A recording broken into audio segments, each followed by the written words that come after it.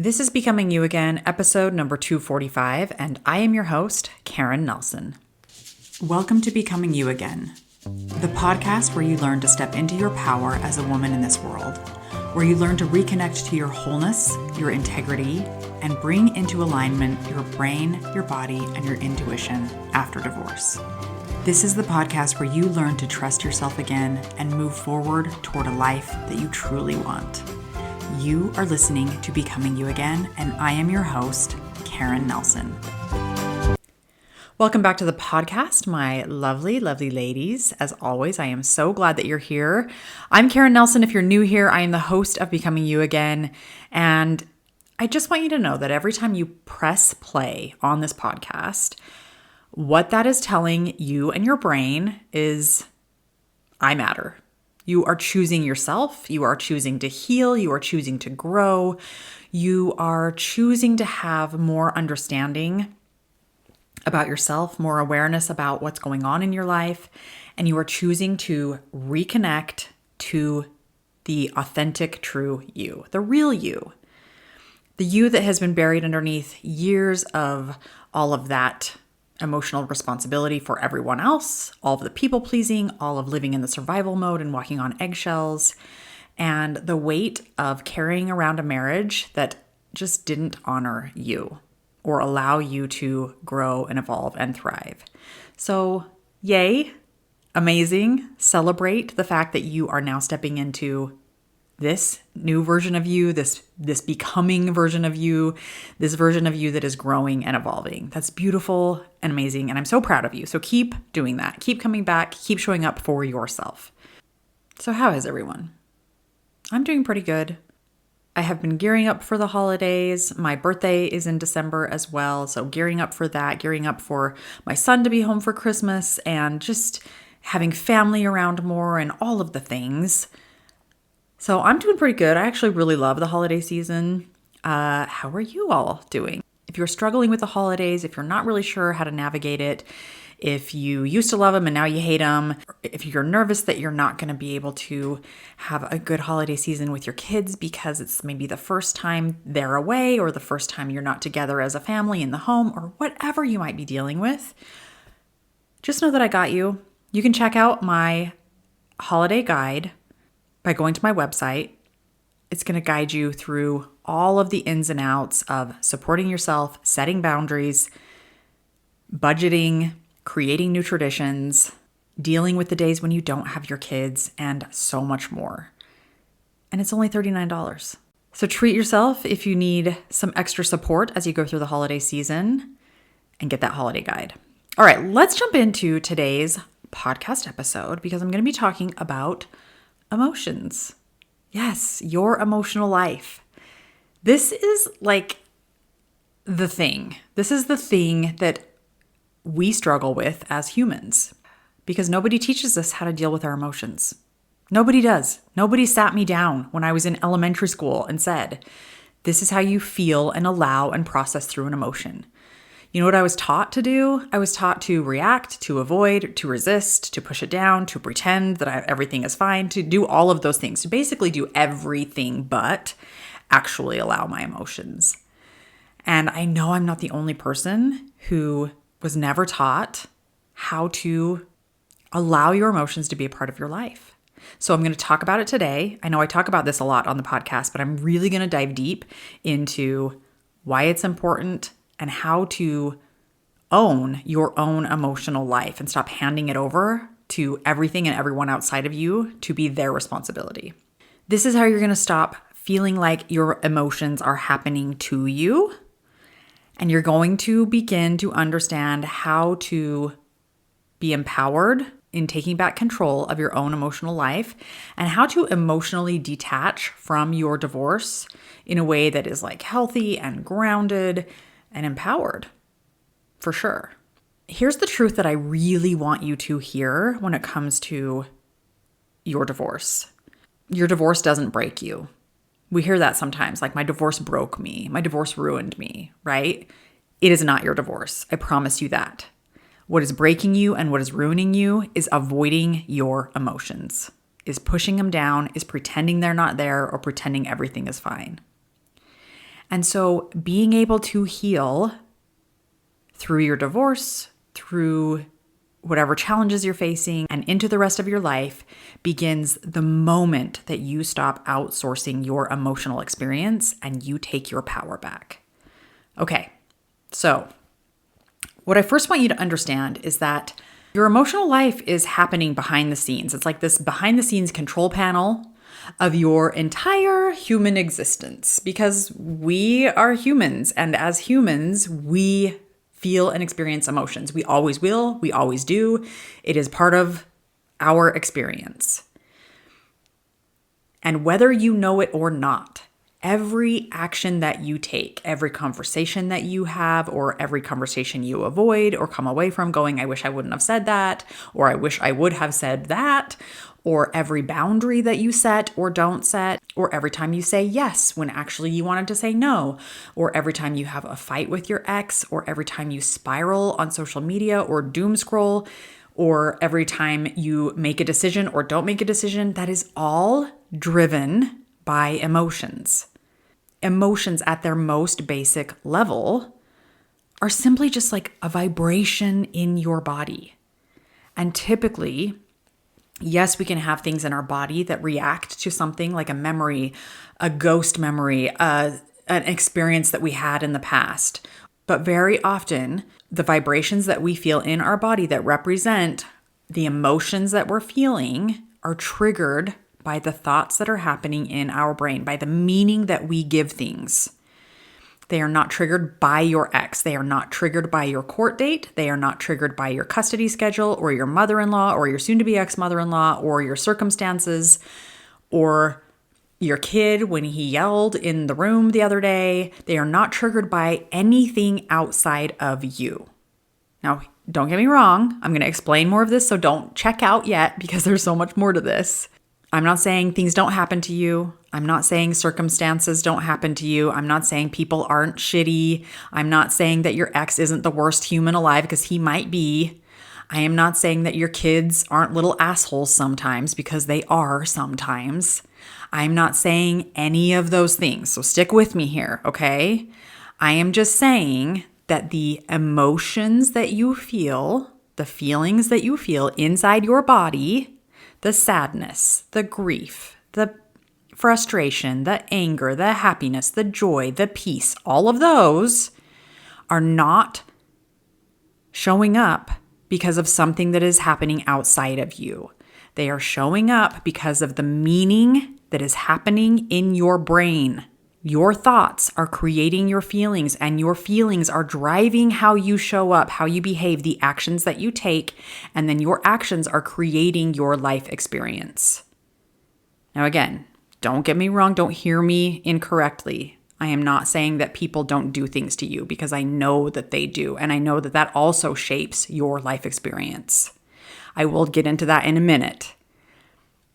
But when you can understand this very basic idea that your thoughts create your feelings drive your actions, and your actions create your life experience, everything can change for you.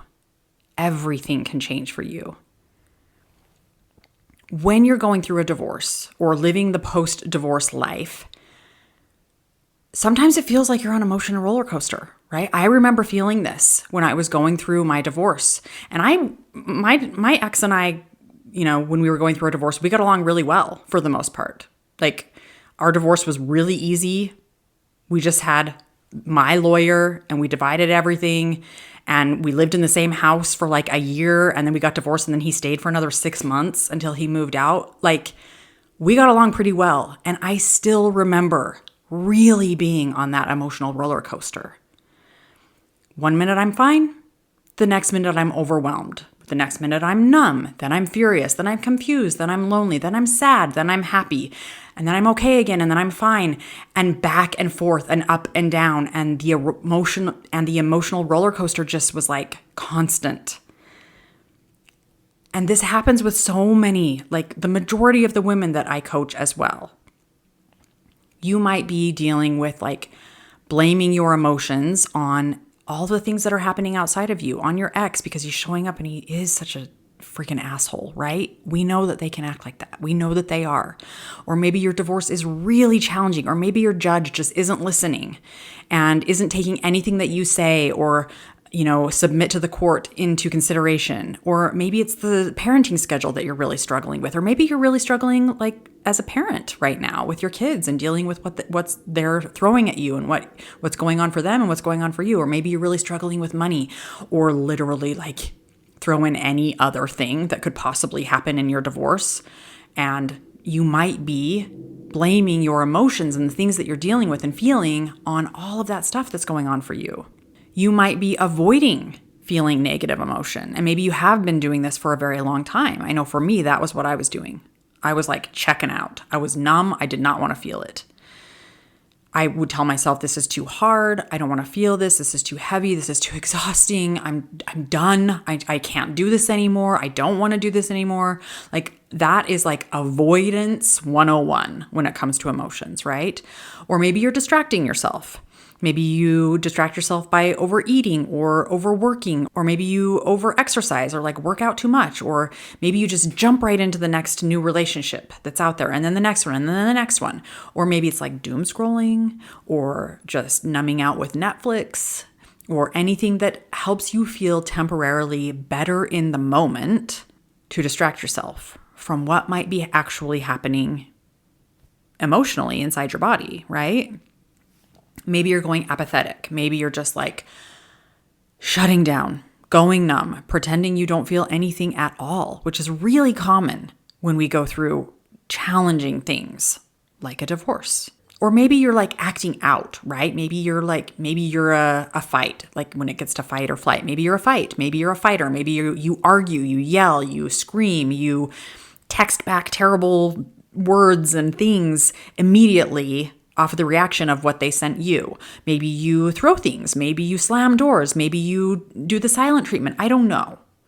But these are very common ways that we've been taught to deal with the emotions that we're feeling, the negative emotions typically that we're feeling when we go through a divorce. I mean, we do these at all the other times of our lives as well, right? But because we're going through a divorce right now, this is typically how we will show up. And I want you to hear me when I say this. Of course you're doing this.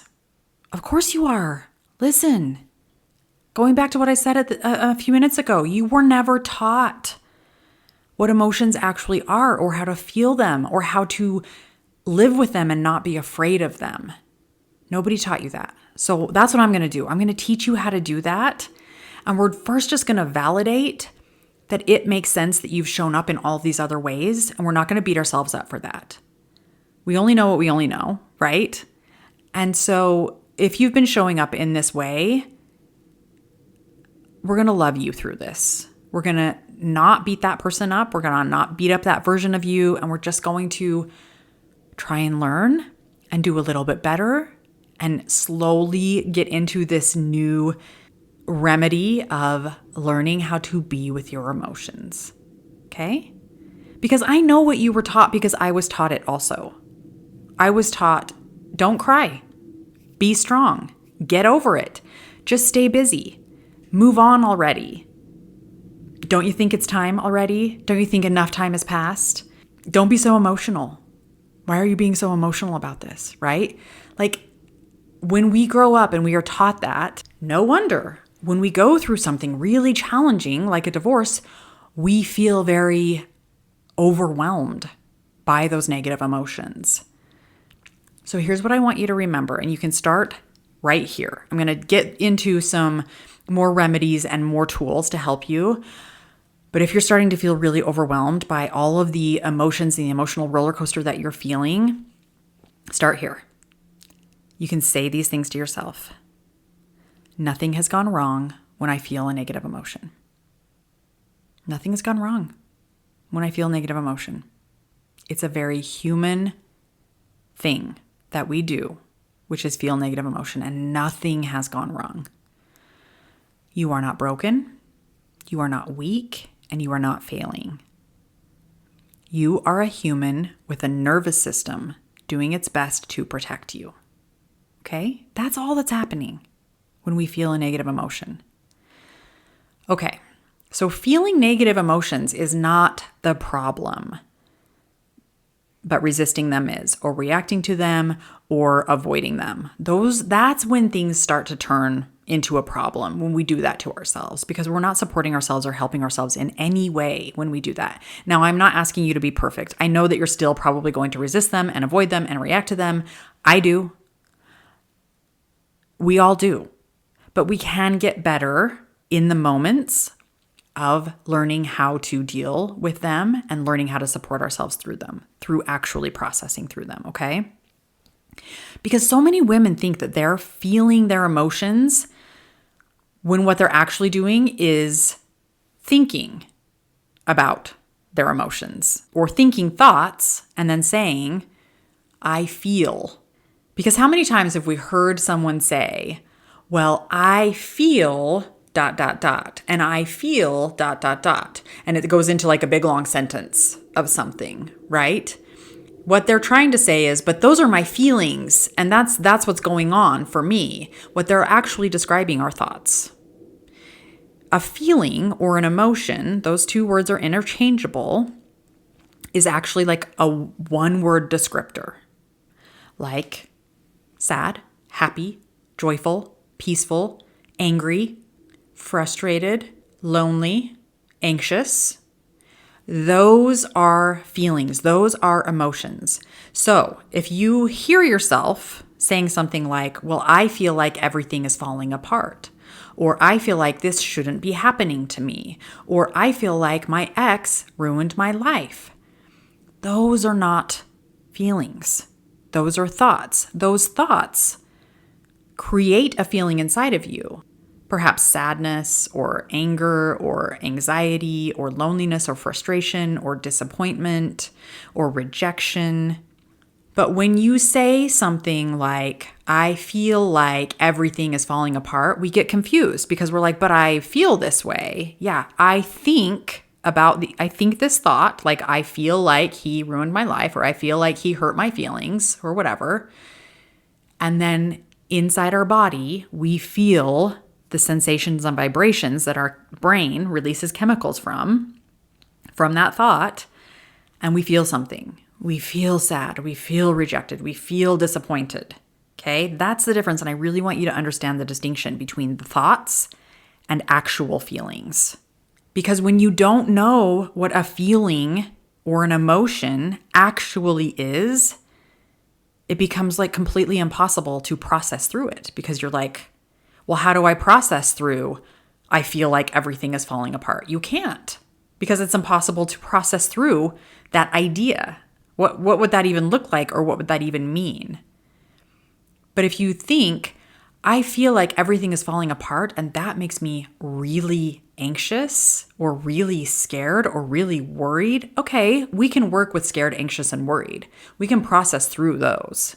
And so when we talk about like being able to emotionally detach from your divorce, I don't mean like just being able to like cut it off, numb it off, shut it down, pretend like your divorce doesn't bother you, or you're totally fine, or you're totally healed, or you didn't feel anything, or you've already moved on.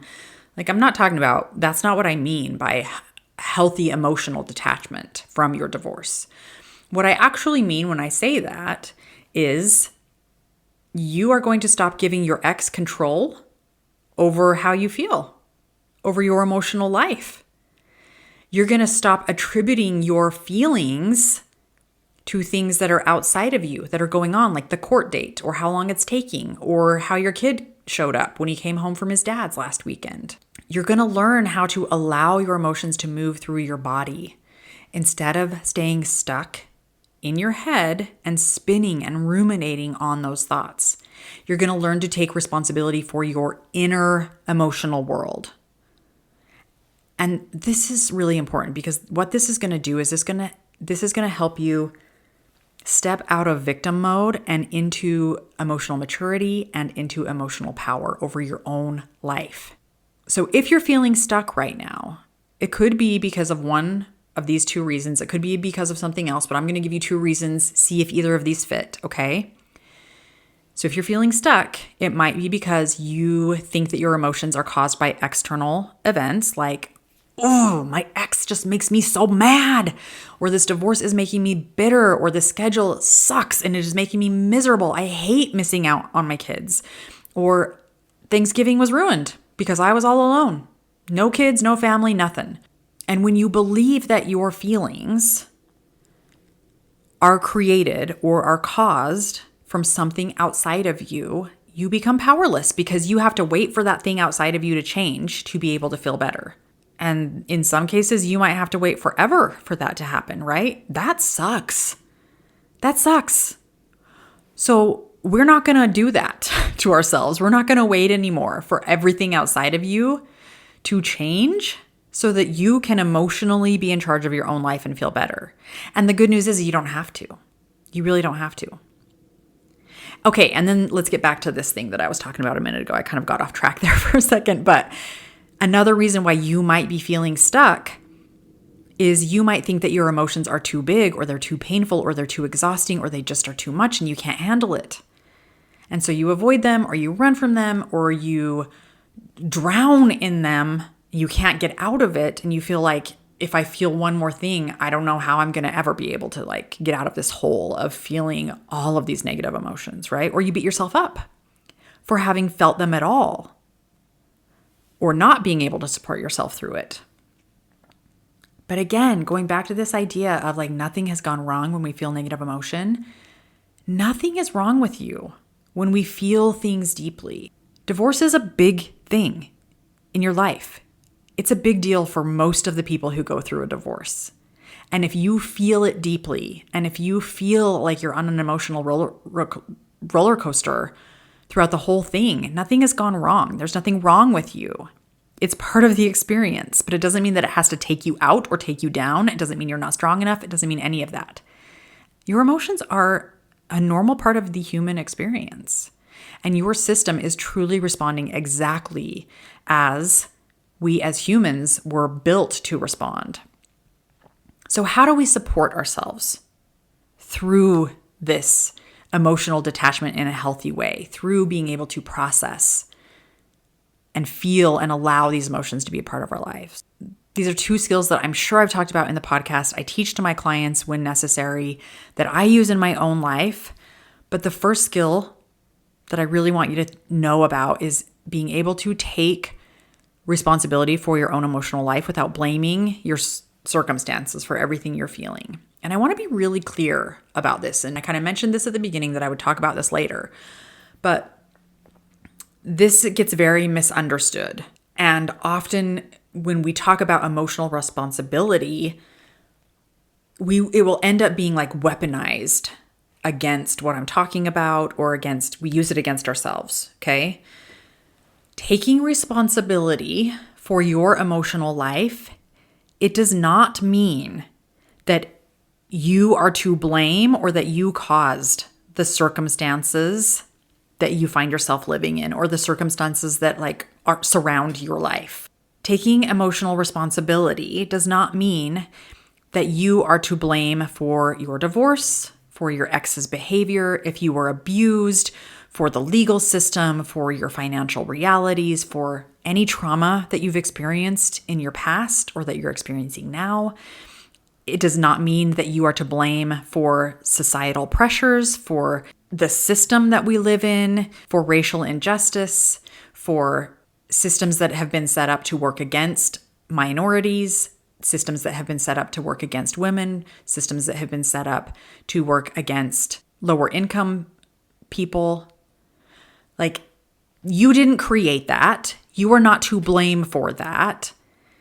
You didn't create those obstacles that you're up against. And that is not what I'm saying. I am not saying that things don't happen to you, that people aren't crappy to you. That is not at all what I want you to take away from this, because there are absolutely things outside of your control that affect you. Like your ex's choices and his emotional maturity, the custody schedule, the legal system that often can feel very unfair, or your kids' reactions, job loss or income shifts, cultural expectations of what is expected of us, of mothers and of wives, patriarchal conditioning, religious messaging, housing costs, These things are real. These things matter. They do have impact on you. And you are not imagining that they make things heavier for you or harder for you or more complicated or unfair even. Right? And so when I say that you are responsible for your emotional life, I am not saying you caused this, you should have prevented this, this is your fault. If you were better at your thoughts, your life just wouldn't be as hard. Like, I absolutely am not saying that. What I am saying, and what I really want you to hear, is you do not control your circumstances, but you do have the ability to influence your internal emotional experience as you move through it. And that distinction is where all of the power lies. You cannot control people. You cannot control systems.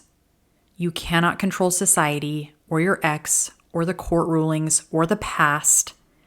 You cannot control that December hits different now, or that how other people treat you, or if your ex follows the parenting plan. But you can learn how to recognize the thoughts that your brain produces in response to these things. You can learn how those thoughts create your emotional temperature. And you can choose, little by little, how to respond, how to support yourself, and how to regulate your emotional world. This is not bypassing emotions. This is not pretending everything's fine. This is not gaslighting yourself into like toxic positivity or positive vibes only. What this is actually the opposite, because what you're saying to yourself is, yeah, life is handing me some fucking shitty stuff. It's hard, it's unfair, it's out of my control in a lot of ways, and I am still allowed to take back control of my emotional agency and what my emotional life looks like. Owning your emotional life, it is an act of power, not an act of blame, not an act of shame.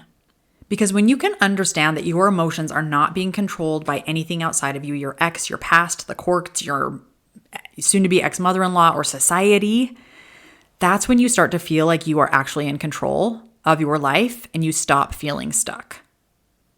This is emotional responsibility. This is emotional safety. This is emotional power, and it is fucking awesome.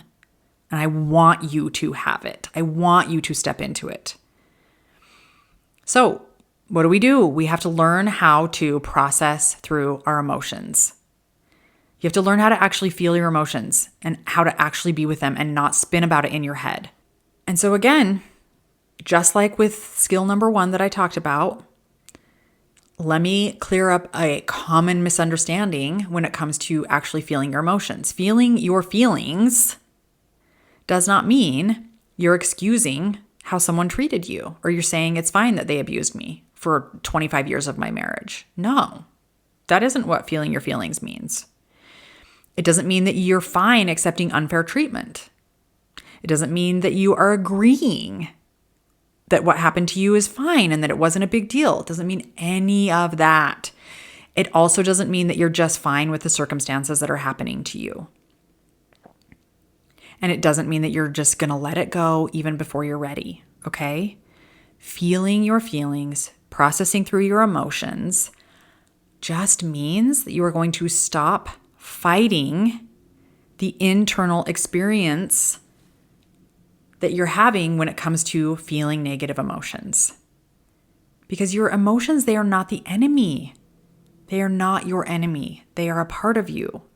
And when we can just allow them and feel them and process through them, that's when everything is going to change for your life, because you'll be able to let go, move forward, feel, allow, and everything opens up in terms of reconnection to yourself, rebuilding relationships with you and with others, and in creating a foundation of safety and security for you from the inside out. And actual emotional processing is actually much simpler and far less dramatic than you might have heard or you might have been thinking or you might have been told. It's body-based, not mental-based, body-based, okay? So it can sound like, oh, what am I actually feeling right now in this moment? So I was just reading this article and they were talking about an MRI study, which is a magnetic resonance imaging machine where you kind of lay down, and they had people go in the machine, the MRI, with electrodes stuck onto their head. This was a study that they were doing. And they watched the way different parts of the brain lit up with affect labeling, which basically just means naming the emotion, naming what you're feeling. So literally just naming how they were feeling, like sad, anxious, worry, frustrated, anger, whatever they were feeling, literally just naming it calmed them at the level of the brain. Like this was what was lighting up in the MRI. Isn't that fascinating? So just knowing that little bit of information of like asking yourself, what am I feeling right now? And then naming it is already going to help calm down the intensity of whatever it is that you are feeling. And this is scientifically proven. So we start there. We ask, what am I feeling in this moment? And then we name it. One word emotion, name it. And then what do? We say, where is this showing up in my body? Is it in my stomach? Is it in my throat? Is it in my neck, in my head, in my heart, in my arms? Is it tight? Is it hot? Is it heavy? Is it fast? Is it buzzing? Is it stuck? Is it tingly? Is it moving? Is it getting bigger? Is it getting smaller? Is it cold? Is it hot? Like, describe it. Describe it. And then what if you just allowed that sensation to be present for just a couple minutes? Maybe not even minutes, maybe moments, maybe seconds. What if we just sat with it? What would that look like? What would that feel like? That is how you process through emotions. That's how we get better at it. That's how we get better at allowing our emotions to be present inside of us.